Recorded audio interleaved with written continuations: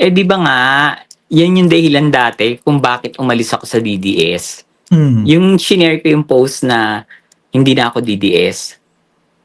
Dahil grupo-grupo kayo, gusto nyo kayo lang yung sikat, hindi pwedeng lumapit yung iba, Oo. kailangan kayo lang nakakadikit kay Duterte. May ganun. Oo, ganun sila. Di ba nagsabi pa nga yan si Banat na bukod sa DDS, iba kami, LDS kami. Ano ibig sabihin? Legit Duterte supporter sila. Oh, kasi 'di ba umpisa ng DDS is Davao Death Squad naman talaga. Oo. kaya meron ako mga naririnig, DDS kami, DDS kami. Natawa ako dun eh. Alam niyo ba ibig sabihin ng DDS, yung totoong DDS na sinasabi nila? Oh. Actually, nagulat nga ako dun eh, nung nasa Japan ako. Nang pagkapanalo ni Duterte, pupunta na ako ng Japan. Tapos, nauso na yung DDS. Sabi ko, bakit DDS? Davao Death Squad to. So, hindi ko tinatawag muna yung sarili ko na DDS ako. Mm-hmm. Siguro mga nasabi ko na DDS ako, mga 2 years na yung ganyan. Oo. Doon na lang, ano? And sinasabi kasi na rin sa comments ng mga followers na DDS ako. Si Pebbles, ano yan? Malaki na gawa niyan. DDS yan, ganun-ganyan. Kaya sabi ko, okay, go DDS. Ano naman masasabi mo doon sa mga senators na tumatakbo under DDS, under ng PDP? Mukhang wala pasok sa maisama ko na yun. Mukhang may wala. Mukhang wala mga Hindi ko nga alam bakit yun yung mga pinili nila eh. Or may twist. Pinili nila yon, tapos yung mga alam nilang mananalo, para mas manalo, linagay nila sa alyansa. Pero mga Duterte. Oh, yan yung sinasabi ko eh. Meron silang mga, kumbaga, o sige, eto, mukhang malalaglag tong mga to eh. Madami malalaglag dito sa PDP na to eh. Kapag linagay sa PDP, malalaglag, kaya linagay sa alyansa. Pero si Bongo at si Bato, na malapit na din yatang magtago. Si Bato hindi mananalo yan. Si Bongo may chance pa. Si Bongo pasok eh. May chance pa. Kasi nga yung naano niya yung malasakit eh. Kaya nga ako tinitira ko ng tinitira. Huwag kayo maniwala sa malasakit. Pinagkakitaan niya lang yan. Kaya lang, parehas din silang nasa second batch ng ICC. Manalo man silang dalawa, mukhang yari din. Nasa list din ba ng ICC si Bongo? Kasi ang sabi ni dating Senador Trillia, isa si Bongo sa nagsabi na merong na merong tawag dito, Mami Pebs? Merong reward system. Okay. Sinabi niya yon doon sa 2019 na kanyang interview na 500,000 pagkabuhay, pagkapatay 1 million, pagka nanlaban 2 million. Kaya yun yung nakikita ko kung bakit kasama siya. Anyway, Mami Pebs. Nagpapasalamat ako na kita, naabala kita, no? Alam ko Naku, hindi. Always welcome kayo sa akin. Ayun na kita, pagtawag ko sa iyo nung umagang-umaga, mukhang bagong gising ka pa lang, ano? Maraming Actually, ang aga kong natulog, sobrang napagod ako. Tapos, kasi ako talaga, pala-reply ako talaga sa nagme-message sa akin eh, kahit sa followers. Kasi nahihiya ako yung kapag nagme-message sila, tapos hindi mo papansinin. Nahihiya ako doon sa ganon. Kahit napupusuan ko lang yung message nila, ginagawa ko yun. Oo. Actually, tapos saka pa lang ako matutulog. Kanina, nung umagang minessage kita, para lang talaga sabi ko, ang galing mo doon sa Quadcom, yun lang yun. And then sabi ko, yun nga, sabi mo, may bakanting time, dahil alam ko, busy ka ngayong araw. Kaya sabi ko, baka pwedeng makasingit na dyan. Sabi ko nga, kay Mike, ang galing mo ha, ikaw yung nauna, pero may schedule ako talaga kay Kabayan, dun sa program ni Kabayan. Sabi ko, kung gusto mo, interviewin mo na ako, tapos bago yung kay Kabayan mag-umpisa, lalabas na ako. Kaya yun yung nangyari sa live namin kanina ni Mike.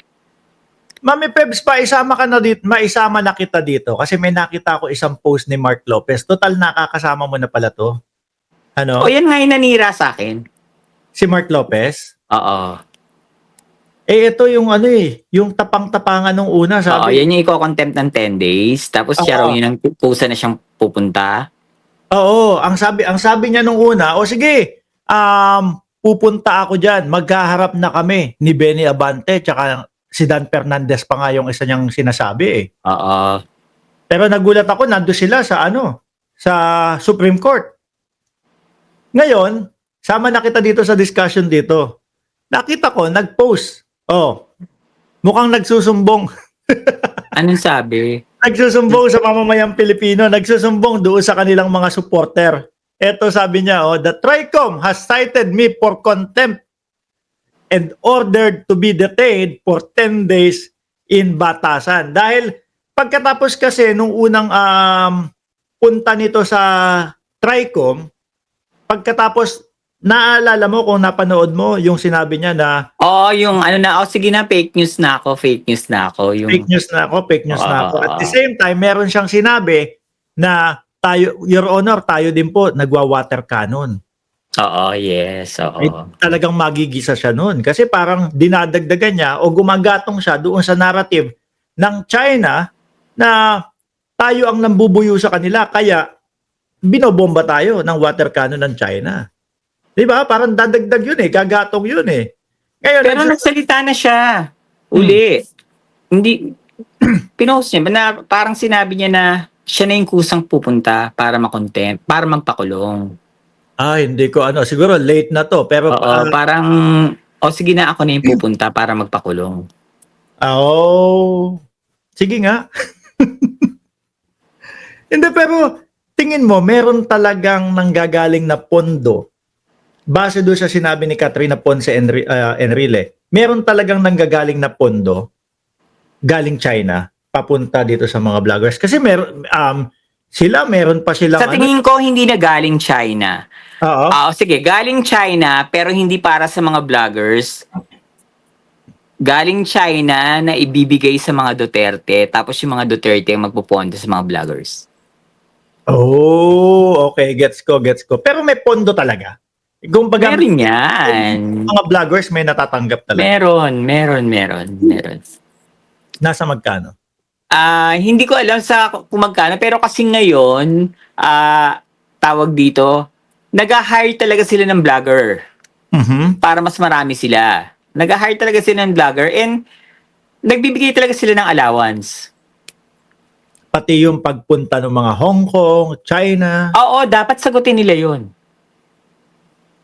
Pero ang tanong, sino pang vloggers na sasama sa ganun? May mga nagpapauto pa ba? Ngayon, mahihirapan na sila. Mahihirapan na sila. Kasi kita mo yung naratibo nila Parang eto, sasabihin natin to, kahit wala ng ebidensya, okay na yan. Tuloy na lang. Sige, basta sabihin mo yan. Parang ganun Pinaninindigan nila kahit mali na. Yun ang hindi naman pwede sa akin. Kaya ka din umalis na. Hindi na pwede sa akin yan. Kung nakikinig man tong si Maharlika, tandaan mo Maharlika ha, hindi kita tinanong kung sino puting ahas mo. Hindi ko pinakialamanan lahat ng isyong sinabi mo. At higit sa lahat, hindi mo ko ini-inform kung ano yung mga alam mo. Kaya wala akong alam sa'yo. Diba? Hindi kita kakuntsaba. Kung ano yung mga post mo yun. Hindi yun galing sa akin, wala akong pakialam doon. Kaya kasi akala nila ganun kami magkatsikahan Kadikit, oo. Oo. Tapos naglabas pa siya ng Kasi malay ko ba, kung bakit di siya nagsasalita sa akin, kung magsalita ako ngayon, malay ko ba, kung bakit di ka nagsasabi sa akin, baka mamaya, hawak ka rin ng operator, binabayaran ka. O, di ba? Pwede ako mag-ganon. Pero hindi ko yung ginagawa kasi rinirespeto ko siya. Kaya wag niya akong binabastos. Copy. Nga. Totoo. Mami Kasi Pem, ang bastos niya na mag-post ngayon Ang bastos ng post niya sa akin. yun nga yung sasabihin ko Yun nga yung sasabihin ko Binabanatan ka na Oo. Oh. Sino ba siya? Baka akala niya hindi ako lalaban sa kanya. Diyos ko, kahit maharly ka siya, si Pebbles ako. Kasi yun nga, una, parang medyo may paggalang pa yung mga post. Tapos ngayon, baka gusto mo labas yung audio. Di ba? Medyo ano na yun eh. Labas niya lahat! Ay, nako. Ayan talaga si Mami Pebs, ano? Walang urong. Oh, Mami Pebs, since naabala na kita, paalam na tayo sa kanila. Thank you so much. Ay, mag-iingat ka lagi dyan, Ninong. Oo, lagi naman eh. Ulitin And ko. stay pogi. Wala na, tumatanda na tayo eh. Aquarents na. Ano ka ba? 56 na ako. Eh, parang mas bata ka pa kaysa doon sa ibang mga DDS eh. Pero ulitin ko, si Roque, ganun. Bakla si Roque! Sige. Baklang bakla! Oh, mga boss chief, sir, magpapaalam na kami ni Mami Pebs. Ha? Okay, Maraming bye-bye! salamat. Chururut! Lahat. Tusok! Be!